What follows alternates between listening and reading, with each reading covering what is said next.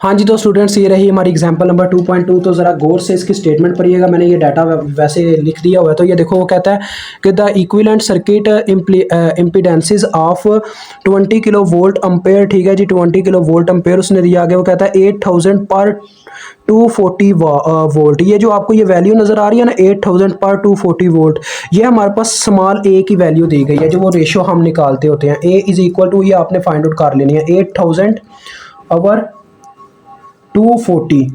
तो ये स्टूडेंट्स हमारे पास ए की वैल्यू आ जाएगी 33.33। ठीक है जी, ये उसकी वैल्यू गिवन है। आगे वो कहता है 60 हर्ट्स फ्रीक्वेंसी। ठीक है जी, 60 हर्ट्स फ्रीक्वेंसी है। Transformer are to be determined, उसको हम मालूम करना चाहते हैं। आपने क्या करना है जी, उस पर ओपन सर्किट टेस्ट भी परफॉर्म करना है और उसके बाद आपने उसके ऊपर शॉर्ट सर्किट टेस्ट भी परफॉर्म करना है। और आपके पास ये फॉलोइंग डाटा मौजूद है जो मैंने आपको नीचे मेंशन करके दे दिया हुआ है। ये देखो, ये उन्होंने बोला हुआ है। ठीक है जी, तो ये हमने मालूम करना है। तो चलो आओ स्टार्ट करते हैं। तो ये आपके सामने सारा डाटा लिखा हुआ है। सबसे पहली बात स्टूडेंट्स, आपको पता है वीओसी और आईओसी और ये सारे ओपन सर्किट के फार्मूलाज हैं। तो हमने मेन चीज़ इसमें अपने पास है, आपको पता है ओपन सर्किट में क्या होता है कि सारे का सारा मतलब कि जो करंट होता है और पावर लॉसेस होता है वो कौन ऑब्जॉर्व कर जाता है, अपना आर सी, और दूसरे नंबर पे इसके साथ होता है एक्स एम। ये दोनों होते हैं। तो हमने ये मालूम करना है। तो देखो हमारे पास फार्मूला क्या होता है इनके लिए, ज़रा गौर कीजिएगा। कोई इतना मतलब कि मुश्किल वाली बात नहीं है इसके अंदर। तो पहले तो हम इसका काज ऑफ थीटा यानी कि एंगल मालूम करेंगे। काज ऑफ थीटा हमारे पास बराबर था P O C over V O सी की मैग्नीट्यूड इंटू आई ओ सी की मैग्नीट्यूड। तो देखो पी ओ सी कितनी है, 400 बटे में आ जाएगा 240 मल्टीप्लाई बाय 7.133। तो ये अपने पास आती है वैल्यू इसकी स्टूडेंट्स 0.234। ठीक है जी। और साथ में अभी ये जो हमारे पास वैल्यू आई है स्टूडेंट्स, ये काज ऑफ थीटा परफॉर्म करके आएगी। ठीक है, 0.234। जब हम इसका काज ऑफ थीटा लेंगे तो इसका थीटा हमें मिल जाएगा। थीटा इसका आता है स्टूडेंट्स हमारे पास माइनस में नहीं, सॉरी, इसका एंगल गलती हो रही है। 70 ये कैलकुलेटर बता रहा है 76.5 डिग्री आ रहा है। ठीक है जी, थीटा आ गया। अब हम इसके फार्मूले में वैल्यूज पुट करेंगे। ज़रा गौर कीजिएगा। इसका जो हमारे पास फार्मूला था वो था वाई ई, एडमिटेंस के लिए। इसमें हमें एडमिटेंस इस वजह से निकालनी पड़ती है क्योंकि स्टूडेंट्स इसमें ये चक्कर होता है, ये दोनों पैरेलल में लगे होते हैं, अपना आर सी और एक्स एम। इसकी वजह से हमें एडमिटेंस निकालनी पड़ती है। और इसका फार्मूला होता है I O C over V O C into angle minus cos of theta होता है। काज इनवर्स थीटा कह सकते हो।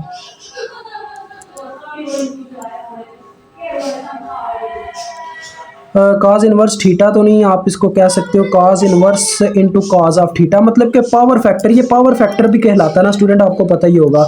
तो इसको पी एफ भी आप कह सकते हो। यहाँ काज ऑफ थीटा लिख के आपको पता है काज काज से कट जाएगा तो बात वही पे आ जाएगी जो मैं कह रहा हूँ। तो Y E is equal to आ जाएगा आई ओ सी की वैल्यू जो कि कितनी है 7.133 और बटे में वी ओ सी की वैल्यू जो कि 240 है इंटू माइनस टाइम्स ऑफ ये आ जाएगा 76.5 डिग्री। ठीक है। तो स्टूडेंट्स इन दोनों को डिवाइड करने के बाद जो हमारे पास वैल्यू आती है वो है 0.0297। अब आपने क्या करना है जी, ये आपके पास है फेजर की फॉर्म में, पोलर की फॉर्म में। आपने इसको रेक्टेंगुलर में कन्वर्ट कर लेना। तो ये आपके पास एक रियल नंबर एक इमेजिनरी नंबर आ जाएगा जो कि आता है 0.00693 और दूसरा आ जाता है जे आपके साथ, इसके साथ आ जाएगा 0.000288।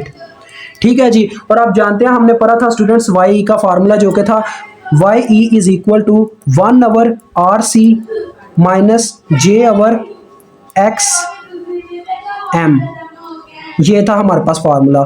तो इसके लिहाज से मतलब कि जो पहली वैल्यू आई, अगर हम उसके मदद से आर सी को निकालना चाहे तो हमारे पास आर सी बराबर होगा 1 ओवर 0.00693 इसके बराबर होगा।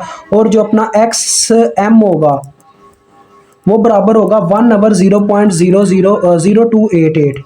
तो इसकी वैल्यू स्टूडेंट्स मेरे पास आ जाती होती है 34.63 और इसका यूनिट ओहम में आ जाएगा और इसका आंसर आता है हमारे पास 144 ओहम। अब हम करेंगे शॉर्ट सर्किट के लिए। तो शॉर्ट सर्किट में एडमिटेंस की जगह हम किसका इस्तेमाल करते हैं, वो अपना क्या नाम होता है उसका स्टूडेंट्स, जी जो हमारा इस्तेमाल होता है ना उसका इस्तेमाल होता है यहाँ पे। तो चलो आओ अब उसका इस्तेमाल करते हैं। इम्पीडेंस जिसे हम कहते होते हैं। तो स्टूडेंट्स सबसे पहले हम उसका भी थीटा ही निकालेंगे। पावर फैक्टर मतलब कि power factor is equal to cos of theta. ठीक है, विच इज़ इक्वल टू हमारे पास क्या आ जाएगा जी। अब देखो cos ऑफ थीटा हमारे पास यहाँ पे क्या होगा, पी ओ सी की जगह आ जाएगा पी एस सी। तो पी एस सी की वैल्यू डायरेक्ट मैं लिख रहा हूँ, ऊपर पी एस सी आ गया, बटे में आ गया वी एस सी और आई एस सी की जो अपने पास मैग्नीट्यूड है 479 और मल्टीप्लाई बाय 2.5। तो ये स्टूडेंट्स अपने पास वैल्यू आ जाती है कितनी, 0.196, और ये भी लैगिंग में आती है, लैग में, ठीक है, ये भी लैग में आती है। तो लिहाजा आप स्टूडेंट्स पावर फैक्टर जब मालूम हो गया तो हम आगे मालूम करेंगे इसकी GSC,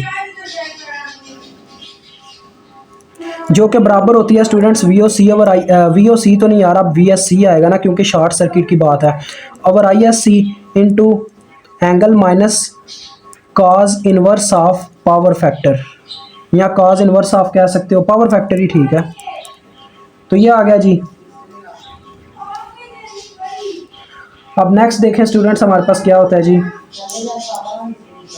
ji S C is equal to V S C over I S C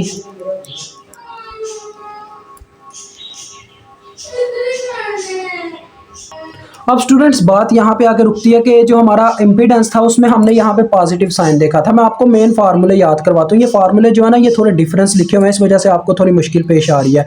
GSC का फार्मूला था हमारे पास simple V over I into angle theta था डायरेक्ट, तो हम थीटा ही तो मालूम करते हैं, वो पॉजिटिव में था जीएससी के केस में, जबकि जब एडमिटेंस की बात आती है तो वो बटे में थीटा होने की वजह से माइनस थीटा हो जाता होता है। तो मेन ये केस है जिसकी वजह से यहाँ पे पॉजिटिव आ रहा है, क्योंकि इम्पीडेंस के केस में ये थीटा ऊपर होता है। तो डायरेक्ट हम थीटा निकालेंगे, मतलब कि इसका cos इनवर्स लेके, तो cos इनवर्स ऑफ 0.196 आ जाएगा। तो ये स्टूडेंट्स ओवरऑल इसको जब वी एस सी की वैल्यू पुट करते हैं, जो कि आपको पता है कितनी है 479, और बटे में आई एस सी की वैल्यू जो कि 2.5 है, और जो एंगल है इसको हल करने के बाद जो हमारे पास एंगल आता है वो आता है 78.7 डिग्री, ठीक है जी। और ओवरऑल जब हम इसके मतलब के पोलर फॉर्म को कन्वर्ट करते हैं किसके अंदर जी, रेक्टेंगुलर मतलब के रियल और इमेजिनरी पार्ट में, तो ये आ जाता है स्टूडेंट्स 38.4 और साथ में आता है प्लस जे 192 ओहम, ठीक है। अब आपको पता है इसकी जो फॉर्म होती है जीएससी की, जो हमारे पास मेन फॉर्म थी वो इस तरह से, इसकी जनरल फॉर्म थी R equivalence plus J X equivalence, यही थी ना। तो इसका मतलब हमारे पास इसमें आर इक्विलेंस कितना है 38.4 ओहम, और जो अपना जी इक्विलेंस एक्स इक्विलेंस है वो बराबर है 192 ओहम के। अब हमने इन्हीं की मदद से किन चीज़ों को मालूम करना है, जो स्टूडेंट्स हमारे पास दूसरे हैं आर और एक्स, ठीक है, आर सी और एक्स सी, क्योंकि आर सी और एक्स सी में भी कुछ ना कुछ करंट उस वक्त भी फ्लो कर रहा होता है, एक्स एम सॉरी। तो इनको मालूम करने के लिए आपके पास फार्मूला होता है students A square R equivalents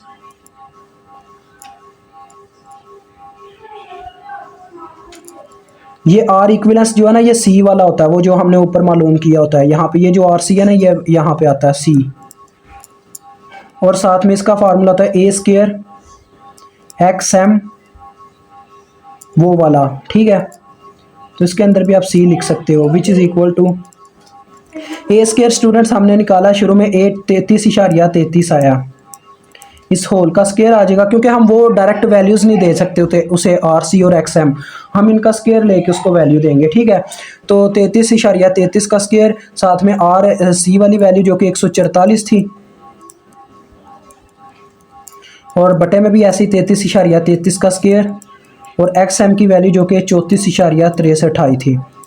अब इनको सॉल्व कर लो तो ये हमारे पास स्टूडेंट आ जाती है 159 किलो ओहम, और ये नीचे वाली आ जाती है 38.4 किलो ओहम। अब आपको मेन रीज़न बताता हूँ ये हमने यहाँ पे क्यों मालूम किया, क्योंकि स्टूडेंट्स जो अपने पास करंट होता है ना वो उस वक्त भी इनके अंदर फ्लो कर रहा होता है, इस सर्किट के अंदर, शॉर्ट सर्किट के अंदर इसके अंदर फ्लो कर रहा होता है। वहाँ पे क्या होता है डायरेक्ट सिर्फ आर सी और एक्स एम में करता है। ये वैल्यूज़ थी किसके लिए, ओपन सर्किट के लिए थी। ये जो नीचे वाली वैल्यूज़ है सारी ये शॉर्ट सर्किट के लिए। शॉर्ट सर्किट में हर एक की वैल्यू होती है, लेकिन ओपन सर्किट में सिर्फ 2 की वैल्यू होती है। तो ये मेन रीज़न थी, और इनको मालूम इस तरीके से करना है, ठीक है, यानी कि प्रीवियस वैल्यू से, यानी कि ओपन सर्किट वाली वैल्यूज़ को ए स्क्वायर से ज़रब दे देनी है। तो भी आपसे इजाज़त चाहता हूँ। अल्लाह हाफिज़, अस्सलाम वालेकुम।